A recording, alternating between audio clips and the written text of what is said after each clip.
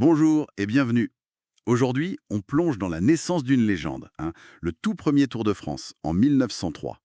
Une course qui est née d'une vraie bataille médiatique. Faut imaginer le contexte. Début du XXe siècle, le journal L'Auto, il cherche absolument à écraser son concurrent, le vélo. Et leur idée, c'est quoi? C'est une course cycliste complètement folle à travers la France. On va voir ensemble comment ça s'est passé et pourquoi ça a tout de suite suscité passion et critique. Oui, c'est une genèse fascinante, parce que dès le début, ce tour, c'est plusieurs choses à la fois.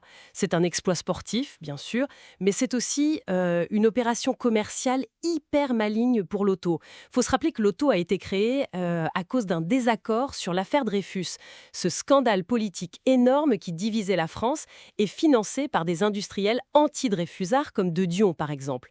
Donc le tour, c'était vraiment l'outil parfait pour faire décoller les ventes. Et le succès populaire, lui, a été immédiat. Alors concrètement, cette première édition, du 1er au 19 juillet 1903, ça ressemblait à quoi sur le terrain? 6 étapes seulement, c'est ça? 6 étapes, oui, mais quelles étapes? Énormes! Ah oui, Paris-Lyon, puis Marseille, Toulouse, Bordeaux, Nantes et retour à Paris.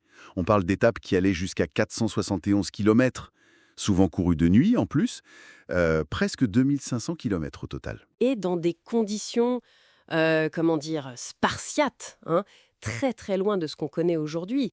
Pas d'équipe structurée comme maintenant, même si bon, certaines marques comme la française donnaient un coup de main, et surtout pas d'assistance organisée. Les entraîneurs étaient interdits. Les coureurs étaient vraiment livrés à eux-mêmes, sur des vélos lourds, sans roue libre. Ah oui, sans roue libre. Ça devait être terrible dans les descentes. Exactement, un vrai danger. Ils freinaient comme ils pouvaient. L'isolement devait être assez terrible. On imagine à peine. 59 coureurs au départ à Montgeron. Et seulement 21 classés à Paris. Voilà, ça montre la difficulté quand même. Mais il y avait cette règle un peu bizarre, un coureur qui abandonnait pouvait quand même repartir pour essayer de gagner une étape, mais sans compter pour le général. C'est ça. C'est le cas d'Hippolyte Aucouturier, par exemple.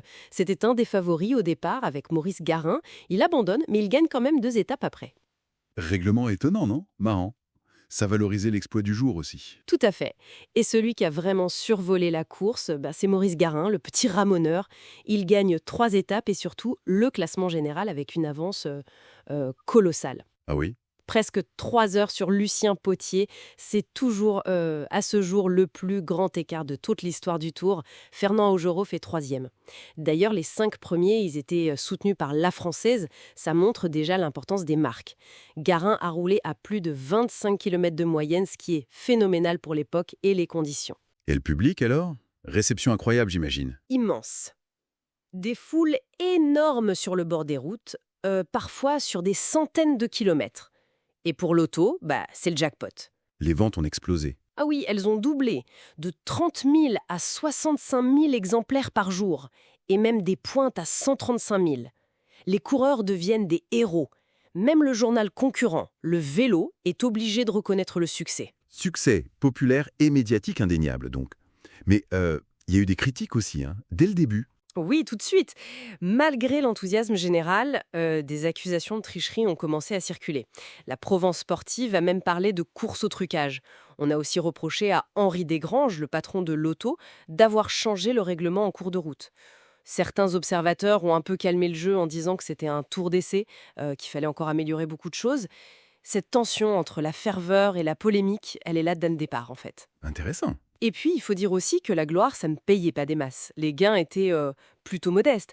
Garin, le vainqueur, il a touché 6 125 francs. C'est pas énorme. Non. Et le dernier, Arsène Milochaud, initialement, il avait droit à rien du tout, mais bon, on lui a donné une petite somme, 95 francs, pour son courage. On est loin, très loin, des enjeux financiers d'aujourd'hui. Donc ce premier Tour de France, c'est vraiment l'acte fondateur. Un exploit sportif incroyable pour l'époque, un coup de génie médiatique et commercial pour l'auto, mais déjà traversé par des polémiques, des difficultés, une naissance spectaculaire et déjà complexe finalement. Absolument. Et ça pose une question intéressante pour la suite, non? Comment ce mélange très particulier dès l'origine de défis physiques extrêmes, d'intérêts commerciaux, d'engouement populaire fou et de controverses quasi permanentes, comment tout ça a façonné l'identité unique, et parfois un peu tourmentée, du Tour de France au fil des décennies? C'est matière à réflexion encore aujourd'hui.